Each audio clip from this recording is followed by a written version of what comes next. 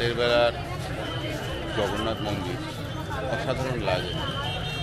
দেখুন এই দরজাটা এখনো পর্যন্ত সুন্দর রয়েছে, ভীষণ একটা ভালো লাগা। আর যেটা দর্শন করতে হাজার হাজার পুণ্যার্থী এখানে এসে হাজির হয়। অনেক পুণ্যার্থীরা আপনি দেখতে পাবেন যারা কিনা এখানে শুধুমাত্র জগন্নাথ দেবের দর্শনের জন্য আসে। এখন হাজার হাজার পুণ্যার্থীরা আসে।